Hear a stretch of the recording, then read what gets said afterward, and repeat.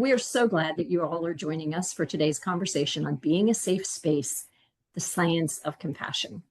We're going to use the chat as a shared learning space, so feel free to share your thoughts, insights along the way.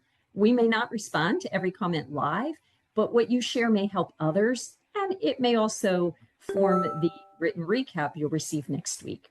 You can also drop your questions in at any time or private message Margaret. She'll gather them for the Q&A at the end.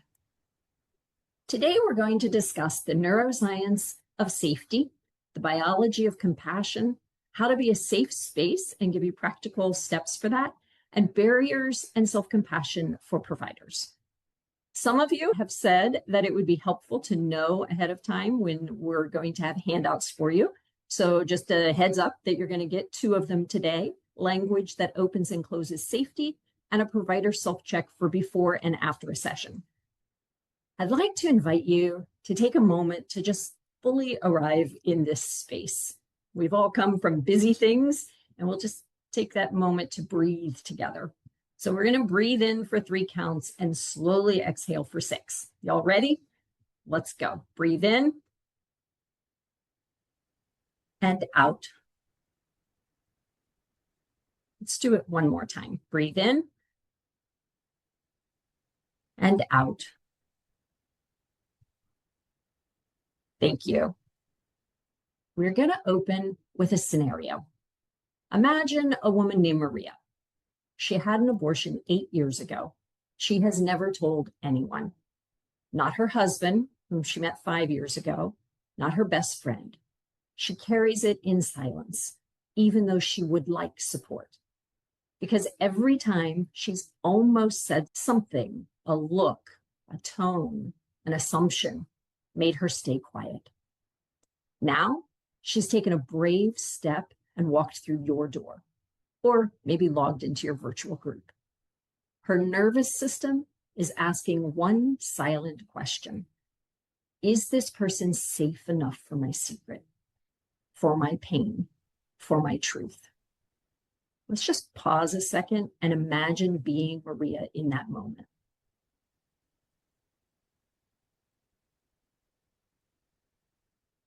The goal of this webinar is to help you answer that question for your clients.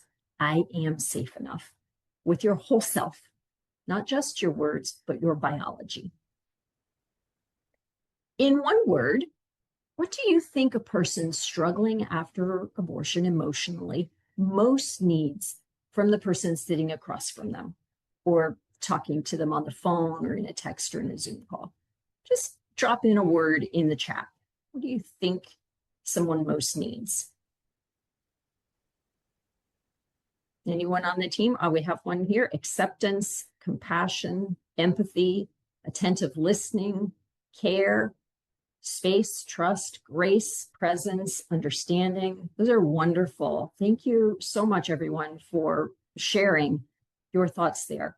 You know what's remarkable? The science confirms that we need these types of compassionate responses for our nervous systems to sense safety, which is foundational to begin healing. Today, we're going to look at why at a neurological and biological level. Let's start with the neuroscience of safety. Dr. Stephen Porges, neuroscientist and creator of polyvagal theory, spent decades studying one central question. Why do some people feel safe in relationships while others stay guarded, even when no real threat is present? And his answer changed how we understand trauma, healing, and human connection. He found that our nervous systems are constantly scanning the environment unconsciously for signals of safety or danger. It scans faces, voices, body posture, the emotional tone in the room, and decides, am I safe here? He calls this process neuroception. When your nervous system senses safety, your social engagement system can activate. You can open up, trust, process, heal. When it senses danger, your stress responses activate, the fight, flight, freeze, and you may shut down or withdraw, go numb, turn away, or become defensive or angry. For people struggling after abortion, who often are carrying shame, grief, and secrecy, their nervous system is already on high alert. Let's look at a few ways this can show up. They may become highly alert to signs that someone is evaluating, judging, or condemning them. They may read extra meaning into facial expressions, tone, comments. For example, someone may say casually, "I can't imagine making that choice," even if it was meant to be compassionate or wasn't directed at them. They may feel shame, panic, or judged. Maybe an intake form asks, "Have you had an abortion?" And she feels exposed, worries about being judged. She checks the box no. Or maybe she feels judged because she's had more than one. We will be sharing a sample intake form that we have in a previous webinar on Does Your Intake Form Prompt Truth, with tips for asking less triggering pregnancy history questions with you. Sometimes emotions connected to abortion experiences feel so overwhelming that the nervous system shifts into shutdown. A person may feel flat, numb, disconnected, or emotionally distant. It's often a protective response, not a sign that they don't care or that they don't want support. Maybe you've experienced this where someone has been sharing with you and then suddenly they say, "I don't know," and they start staring at the floor and they've basically emotionally checked out. It could be that their nervous system felt overwhelmed and moved into shutdown. Shame often says, if people knew this about me, they would reject me, or I'm bad, or I don't deserve help. And because of that, people may stay silent for years, even when they deeply want support. This one brings to mind a gentleman that I've spoken with a few times. He was part of our video series project last year. And at that time, he'd been about 4 years after the abortion experience. And he had worked through self-guided parts of Unraveled Roots and Keys to Hope and Healing, but he was having a hard time. And he reached out recently, so a year later, and he was asking about other healing options because he's still struggling. But in the end, he declined any one-on-one or group support because he said telling anyone else would be embarrassing and felt too shameful. So we know this is very real. People desperately wanting to heal, yet being silenced by shame. Before we move on, let's pause on the word trauma, because it comes up a lot in the research that we're referencing today. We often think of trauma as related to catastrophic or violent events, and it definitely can be that. Yet trauma is best understood with this definition from the Substance Abuse and Mental Health Services Administration, that trauma is any experience that overwhelms the person's ability to cope. It could be physically, emotionally, spiritually, relationally. And that's why abortion can affect people completely differently. Some may not be affected. For others, it's traumatic, or it could be anywhere in between. What the person was carrying at the time, what it meant for them, what they'd been through previously, what support they had or lacked, what they experienced during or afterward, all of that shapes whether or not it overwhelms.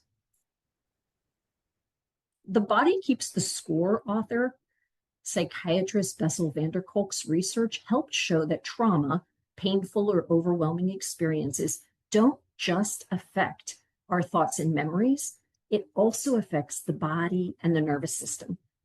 Think of that eddy that we talked about last month, where grief and pain can get stuck instead of flowing forward and integrating into the person's life. Sometimes the nervous system gets stuck and it continues to react as if a threat or a danger is still happening even years later. And that can show up in stress responses, body tension, breathing patterns, emotional reactions, or feeling constantly on guard. One of the most powerful findings in polyvagal theory is that human nervous systems don't operate in isolation. They're contagious. Your nervous system is constantly influenced by the nervous systems around it, picking up and responding to signals below your conscious awareness. We are wired biologically to read and respond to the emotional and physiological states of the people around us, even when no words are spoken. When someone around us is agitated, anxious, angry, our nervous system picks that up as a potential threat signal. We may find ourselves tense, on edge, unsettled, without knowing why. You may have experienced this. That's called co-dysregulation. And the reverse is also true. When someone near us is calm, steady, genuinely present, our nervous system can read those signals as safety and begin to settle. And that is co-regulation. The fact that our nervous systems calm each other, stress each other, steady each other all the time has a direct implication for you as a provider. Your regulated, calm, present nervous system can be the first and a key intervention with a client. Your nervous system can signal what their system is listening for. You are safe here. Polyvagal theory suggests that healing is hindered when a person's nervous system feels unsafe.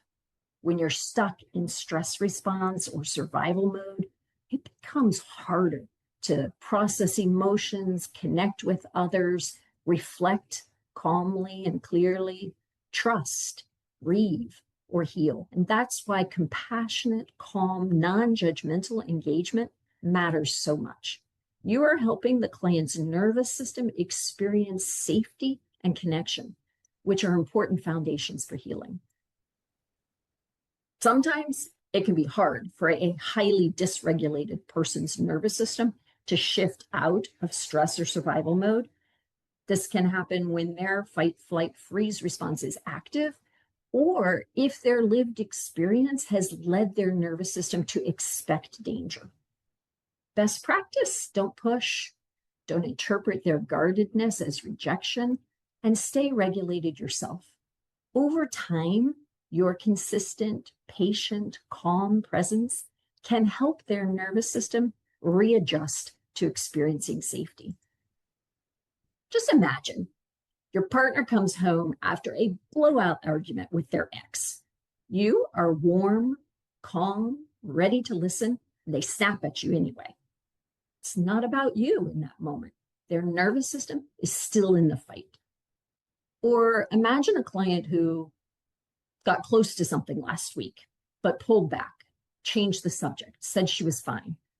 Maybe she wanted to go there, but her nervous system's unsafe alarm kicked in and just slammed on the brakes. Let's pause a moment to think about a time when someone in your life made you feel instantly safe. What did they do that created that feeling?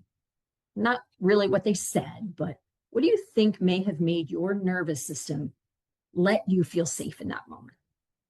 And while you all are commenting in the chat, if you'd like, would anyone on the team want to share an experience that made you instantly feel safe? Yeah, I would. I want to turn this around a little bit and make it be more what we as providers can do to make the client feel safe in a situation. And this was back several years ago. We would do memorial services in a garden that a church created for us. And we did all kinds of things. We would plant flowers, we would recite poems or scripture or play a song or whatever, just really helped us to bring dignity to that life. I was facilitating this memorial service, and there was probably 6, 7, 8 people there. And everybody had their individual moment of all those things that I just described. And I was with someone and they were sharing what it meant to them, how they wanted to honor their child. And I just was present. I didn't interrupt. I just was present, focused only on her. I couldn't tell you what was going on around me. I was totally focused on her. And afterward, she said, I've never felt this way before when I was in a group, but you made me feel like I was the only one here. That spoke to me in a big way. Thanks, Karen. Yeah, so your presence, that's wonderful. Lisa says, smile. Another says, repeated what I said. Someone gave a gentle hug, sat with me as I processed through my stuff. Angel, thanks for sharing that your husband put his hand on your shoulder and just said, I'm here. Margaret shares, saw me in my pain. Those are all so wonderful responses.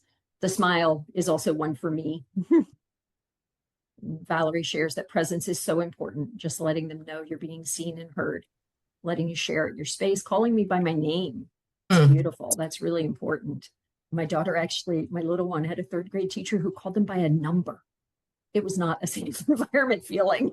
So beautiful, calling by name. Now let's consider the biology of compassion.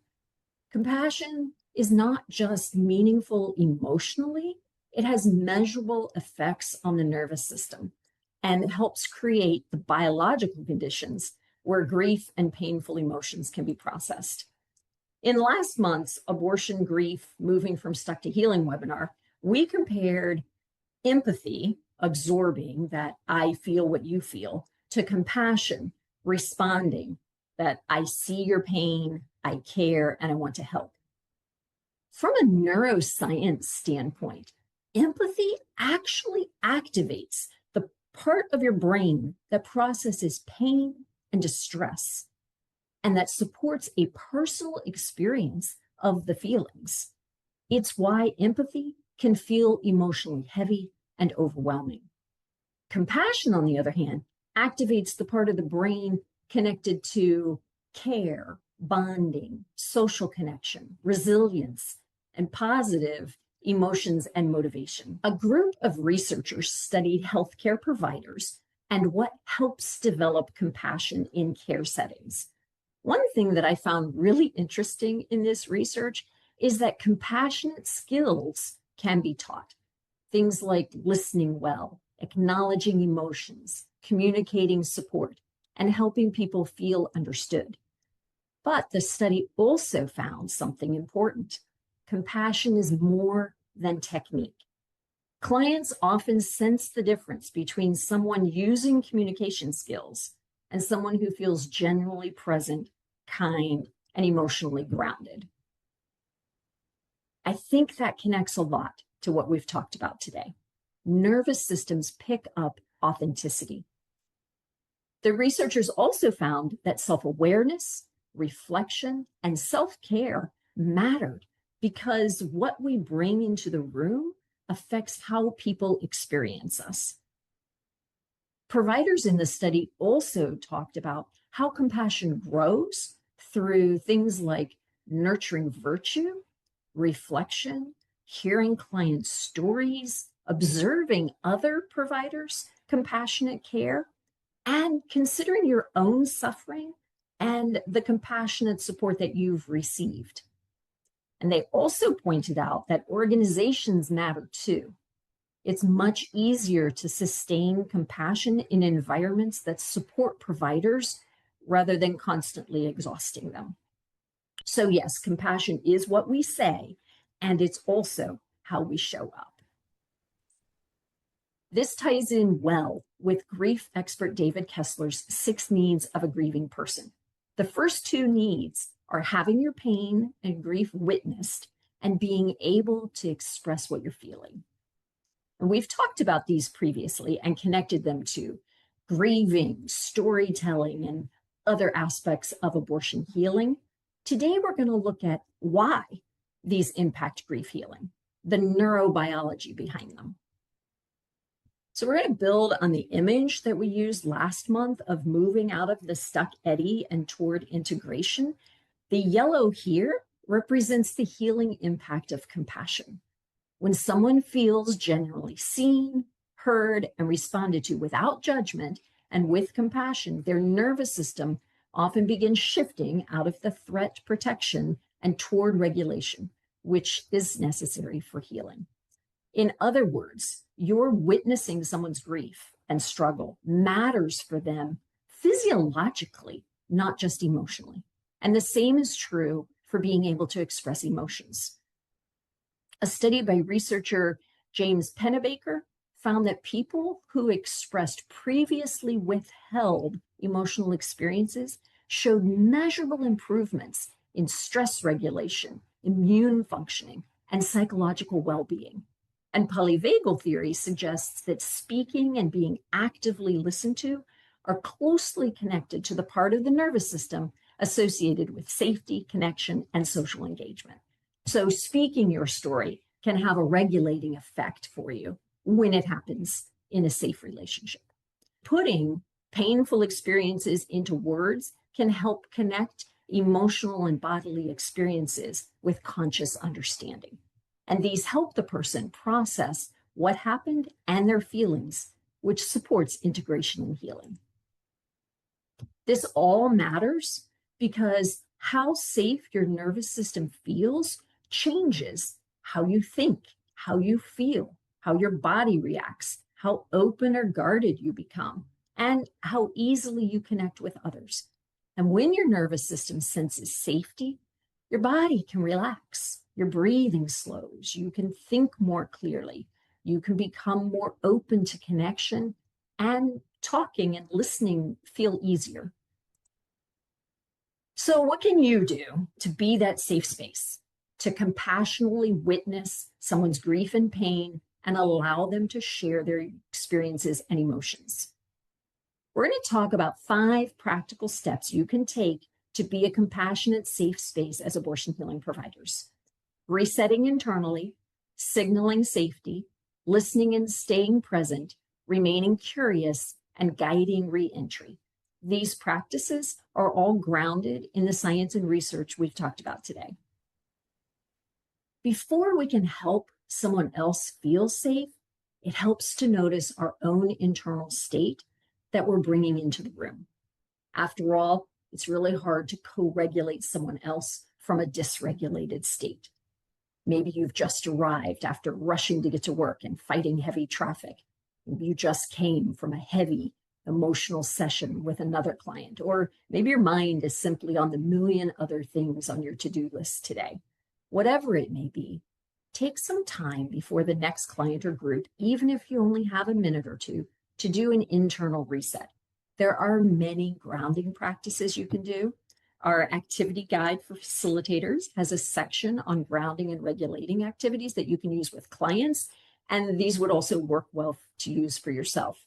We're going to talk about 4 simple ways that you can reset your nervous system that you could try before a conversation. One is what we did at the beginning today. Slow your breathing. That inhaling 3, exhaling 6. That longer, slower exhale is what helps cue your nervous system toward regulation. Relax your jaw, your forehead, your eyes, your shoulders. Softening these areas can help communicate calm and safety to your body. And ground yourself physically. You could do simply put your feet flat on the floor and feel the support underneath. That can help your nervous system reconnect to the present moment. And 4, check your internal reactions. Ask yourself, is there anything from my own story, my views, my thoughts, my distractions that might show up in this session? Notice it without judgment and intentionally set it aside. These can help because unrecognized stress, assumptions, or emotional activation can unintentionally shape the nervous system cues that we communicate to others. And here are a few simple ways you can help communicate safety as you open a conversation or session.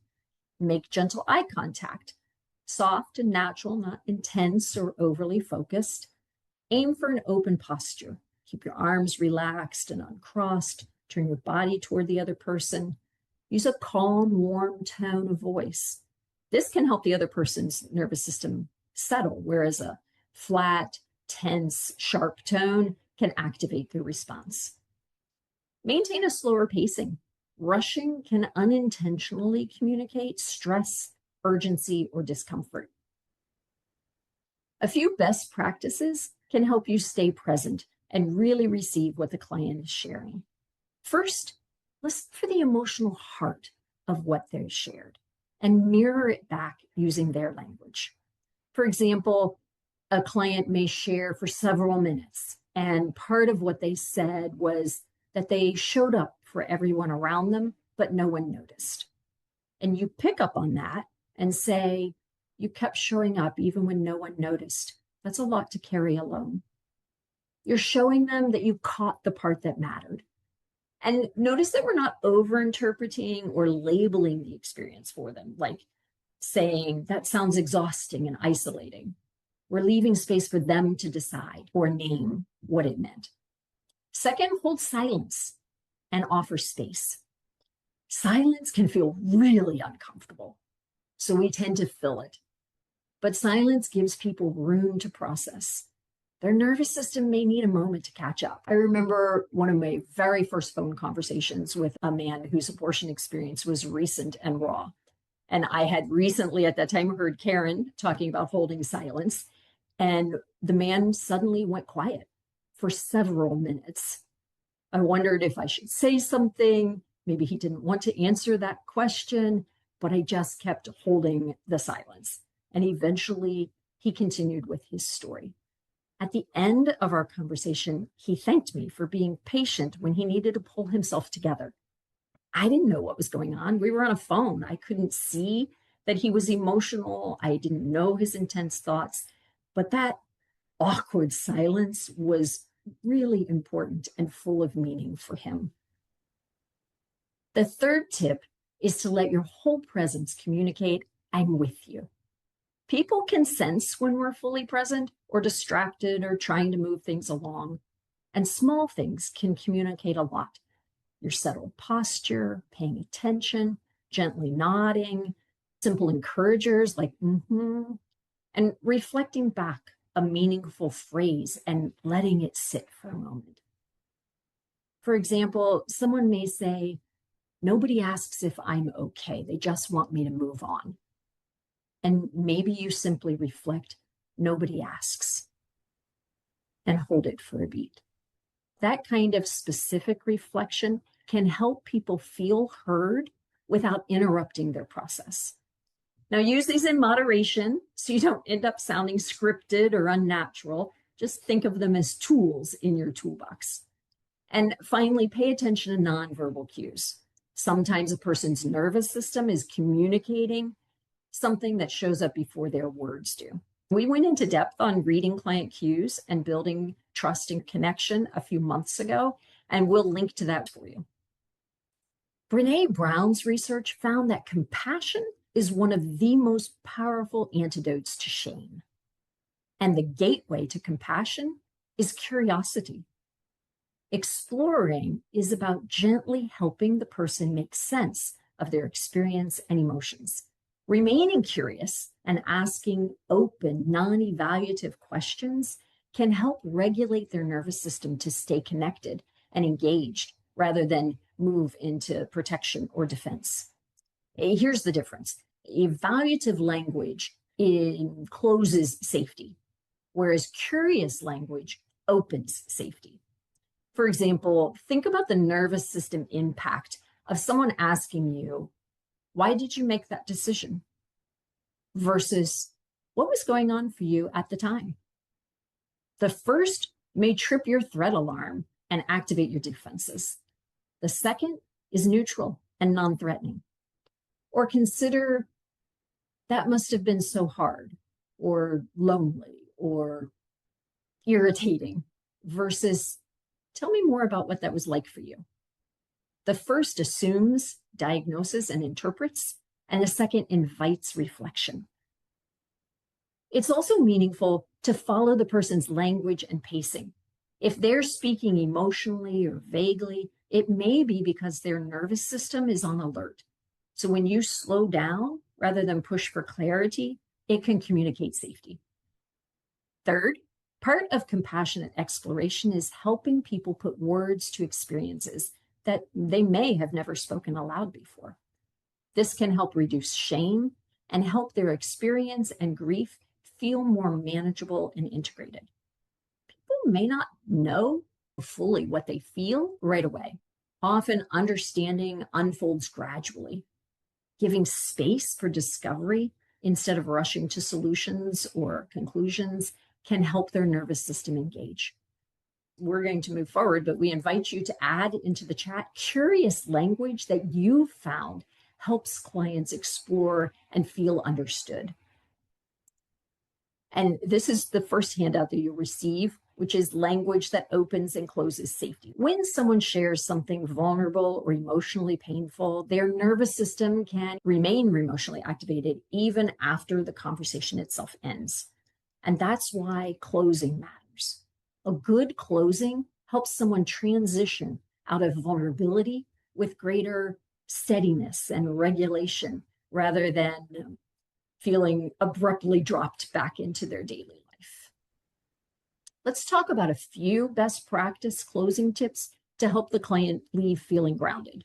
One is to slow the pace and signal when you have some number of minutes left. It'll depend on how long your session is, but it helps the person prepare for the end and allows time to cover a loose end or an answered question.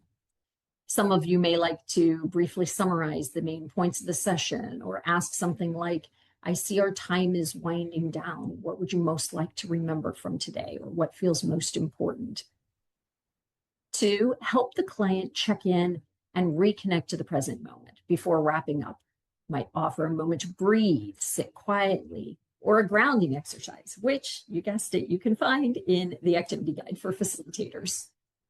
And 3, you want to end with affirmation or encouragement, giving specific positive feedback about what they did well in the session or as they've moved through their journey, something like showing vulnerability or seeing a new insight.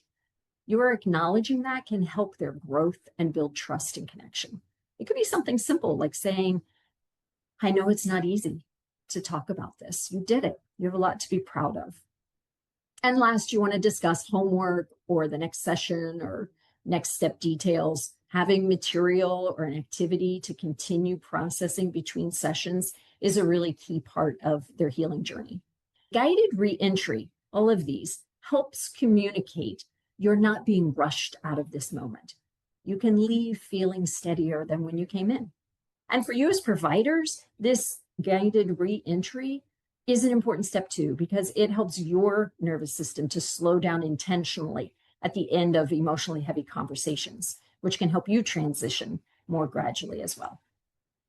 Before we move into Q&A, let's name what can get in the way of being a safe space, because even deeply compassionate providers hit barriers. It's just part of being human.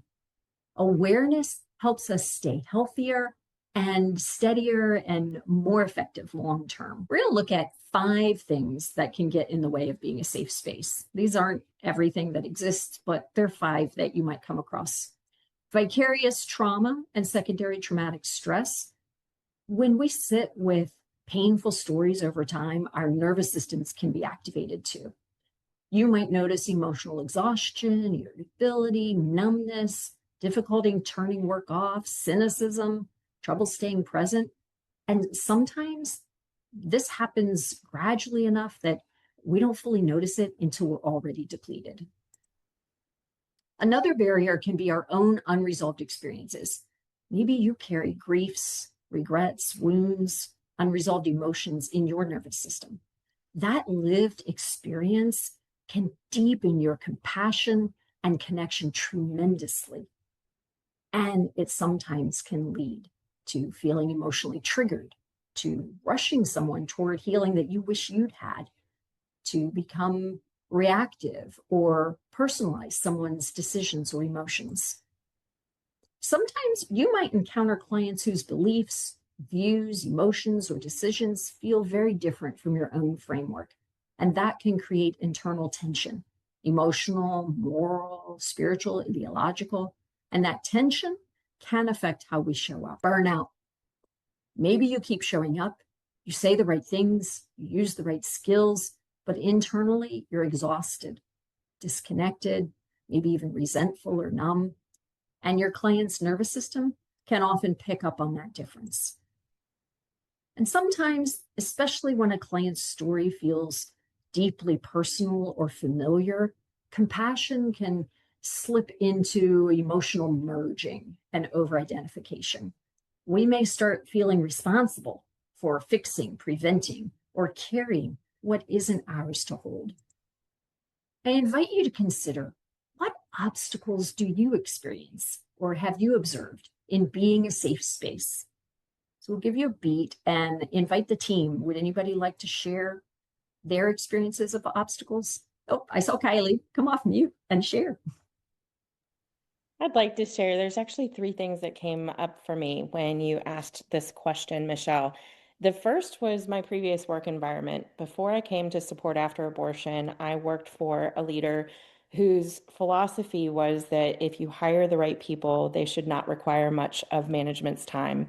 And it created a work environment that prioritized productivity over humans and the emotional support that's necessary to any work that is done. So that was the first thing. The second thing that came up for me is the isolation of leadership. A lot of you who are on this call today are sitting in leadership roles, and you're expected to be steady. You're expected to be the support person for everyone else in the room.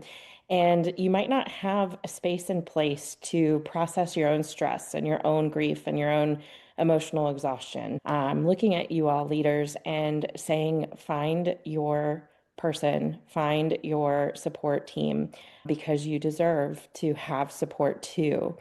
And then the other thing that I've noticed as I've worked in this space is just the fear of opening up something that I might not have the capacity or the time or the training to hold for at the moment. And so it creates a situation where a client might feel like a hot potato because, gosh, I might not do this well, and maybe they would be better served by someone else. And so that kind of fear can build up a tension that resigns me from being the safe space that I really want to be in my heart. Thank you for sharing that, Kylie. These are all very impactful. We do have some comments in the chat. Thank you, everybody. One saying, regretting to admit that she has overshared her own things and wants to work on that. Niall shares emotional reactivity or wanting to fix or rescue. One of my personal urges can be to move too quickly into problem solving. Jeannie shares, having a community that supports me has been very helpful. And the temptation to compartmentalize and not really feeling or being fully empathetic. Thank you all for sharing those things. This is where self-compassion becomes incredibly important. Dr. Kristen Neff did research connecting self-compassion among providers, and it showed many benefits of self-compassion, including lower burnout, lower secondary traumatic stress, stronger coping, and greater long-term capacity for compassion. Because ultimately, caring deeply for others works best when we care for our own nervous systems. Sometimes self-compassion can feel like a luxury or even selfish, but really self-compassion is necessary. It's how we care for the nervous system of the person doing the caring, ourselves. So notice when your nervous system needs a reset. Like we said, it could be a few minutes between hard conversations. Maybe you breathe, stretch, step outside. Sometimes, and we've seen this with providers who've shared with us, it may mean taking a break from direct client care for a bit, and that's okay. Also, let support be for you too. As Kylie mentioned, consider what helps your nervous system settle. Maybe trusted colleagues, counseling, friends, prayer, movement, creative outlets, time outdoors. And be attentive to what you're carrying home. Ask yourself, what belongs to me and what doesn't? And speak to yourself with kindness and compassion. One thing to do is reframe when you hear yourself using harsh words like, I should be handling this better. Maybe try, I'm carrying a lot. I'm human too. So I invite you to think about and share in the chat if you like. What's one way that you help care for your own nervous system, especially after emotionally heavy work? While people are having a chance to respond, I see Angel, you've got your hand up. Go ahead, share. One of the things that I love is grounding. So I love to get out, even if it's just on the concrete, but I find that especially if it's warmer, I'm focusing more on that and how it feels to the bottom of my feet. But I love to ground concrete, go in the grass and just walk around and find something beautiful to focus on. It could be the sun, it could be my neighbor's wind chimes, which I love, and it settles me in a way that I can't even really describe, and it always consistently does. That's awesome. I Thank you love for that. sharing that, Angel. We have several comments in the chat: journaling, talking with friends and colleagues, worship music. I love that. That's one of my go-tos. Just slowing down and taking time between patients, prayer, reading my Bible, walking and listening to the birds sing. Love that. Spending time with my pets, walking outdoors, asking others to pray for me. Praying, walking. I have the blessing of an incredible support in my center manager and executive director. I can go to their office and just talk. That's wonderful. Painting. I'm laughing because I'm deciding whether to share mine, but my team knows that my go-to is Korean dramas, because when you're watching and you're reading the subtitles and you're bringing in all of watching everything happening and listening, it blocks out everything else going on. There's no distraction. It takes up all the time. Today's second handout offers you a printable self-check for before and after sessions. Let's see, we have another one saying, I spend time with my co-leader as we discuss the group session. That's wonderful. And binge watching TV. Great. It is time for Q&A, and so many of you tell us that this is your favorite part of the webinars. Margaret, what do we have? Let's see. I've received a few questions. I'm going to give this to Karen. How should I handle it when a client shares something really emotional or significant in the very last minutes of a session? I've been there. That is a great question, and it has happened to me more than once. And I haven't always done it the right way. So I would validate their emotions. I would let them know that what they just shared was really significant in their journey. And so I would just validate and do all of that kind of stuff first. But I have other people in my group, right? And this is at the end of the session. I need to honor that time boundary that we have in the session. So I would do that because it's respectful and boundaries are important. And then I would reach out either by email or text to just encourage that client to check in with me so that we can maybe process a little bit what was going on in that final moment. So I would validate, I would end the meeting, and then I would follow up. Awesome. Thank you, Karen. You're welcome. I think sounds like a fantastic answer. All right. Margaret, do we have another question? We do. We just had one pop up in the chat that I think is a good question. As the director of client services, how can I best minister to my advocates who are ministering to these clients? They often have a full day of heavy work. Karen? Okay. Facilitator, can you speak to that? I think that one of the strongest things that we can do as facilitators, as our work gets heavy, as we feel that like somebody says something and I don't like to use this word, but triggers us in some way, that debriefing with somebody that you trust that will help you to discern, because I don't always know why this feeling came up for me that I felt, right? And so I need to talk with somebody and have them, we call it crucial conversations, help me to identify what my blind spot is and what I can do to improve the heaviness of my work. Do I need to take brief periods of time for myself, walk outside, get a glass of water, a cup of coffee, whatever that might be? Do I need to talk to people throughout the day? It's going to be individual for everyone. It's not going to be the same for everyone, but talking it out, taking breaks, breathing, all good things to do. That's fantastic, Karen. So two of the things that came to mind for me were, to the degree that you're able to, as the director, to schedule sessions in a way that there is some sort of break in between, so somebody can take advantage of self-regulation activities, would be beautiful. The other thing is having that open door policy kind of thing, where like on our team, somebody has that heavy conversation and they know they can call up other people. That conversation that I was talking about with the gentleman when I had interviewed several men for a Father's Day article some years ago.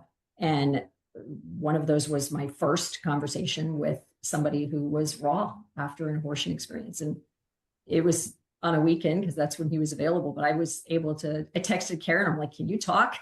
Because I needed to debrief. That was a heavy call. So debrief is a big one. Yeah. I'd also like to add just something that I observe in our own team, and that's to celebrate the small wins. There are so many different aspects of milestones and things to celebrate in your day-to-day, just to remind your team that they're making an impact, they're making a difference, and focusing on that as well as focusing on the heaviness is really important balance. And I think when we also hear about talking about observing how other people care compassionately, part of that can be the team. If you have team sessions where somebody can debrief briefly and confidentially about something that was heavy for them, and they hear how other people do that week in or week out or every other week or whatever, that language and those skills become part of them. Hey, Margaret, do we have another question? We do. We had one that's kind of similar. I think you guys touched on some of the answers for this one, they're referring to the environment they work in and the pace they're expected to keep. And I feel like you guys kind of answered some of that. Do you want to expand, or it says, what if the fire isn't me, but the environment I work in and the pace I'm expected to keep? So we did touch a bit on that. Other things you can think about if it's environment. Some people have a lot of noise in their environment. And if you can hear other people through the walls or you get interrupted, that type of thing, there are some small things that you could do. Maybe you can use softer lighting or have calming music or peaceful artwork, things that can help create that visual space as a safe zone. I love that. I think maybe one more, and I'm going to tap on Niles for this one. Is there any difference in men's nervous system responses or regulation? Thank you for that question. So this is something we talked about men and women. I can't speak for women at all, just like to say as a precursor. But I think for most men, I think for us, when it comes to our emotions and reactions, it comes from just a different place of things we were taught when we were children, such as we respond with anger and certain things like that, because those are more comfortable with us and that we were taught. So sometimes as facilitators or providers, when we see that, I think sometimes we don't take it as a way of they're angry at me or they're mad at me, but maybe there's something deeper there that they're not talking about that maybe we can get comfortable enough to speak about. Great. Thank you, Niles. Margaret, I think we have time for another. Do we have any other questions? Yeah, I like this one. Karen, I'm going to tap you again. What if a client's beliefs, reactions, or decisions bring up strong emotions in me as the provider? Man, that is a great question. How all of those things could bring up reactions in me, right? I think the point of this answer is how well am I able to regulate that? A deep breath in real quick, and you get yourself together real quick, and then validate what was said. I appreciate you sharing that with us, whatever that might look like. When this comes up for you, you might not be able to name it right away, but you can acknowledge it. You can become aware of it, hit the pause button, and then respond rather than react. All of that said, always debrief. I need to find out why I had this visceral reaction that I had, right?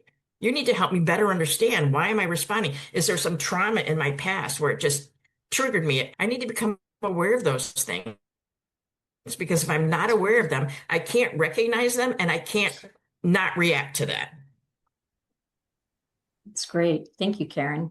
One of the things that I've read about and that I've done myself is something physical. Like last month, we were talking about how you can press right here. You could do that just while you're in the group. Just press here. It brings you back into the movement. One of the things I do is my nails into my palm, just something that's immediately grounding you while you're sitting. That's good. That's good, Michelle, because there are pressure points that you can push on. There's some that people would be able to see, like the bridge of your nose and stuff, but in that part between your thumb and your first finger, you can do that. And it really does regulate you, get you out of that fight, flight kind of mode. So thanks for sharing that. Sure. All right. We have had such a rich conversation. I am going to invite you to share in the chat. What's one thing from today you want to use this week? We are so glad that you joined us today. We look forward to seeing you again soon. and we say goodbye.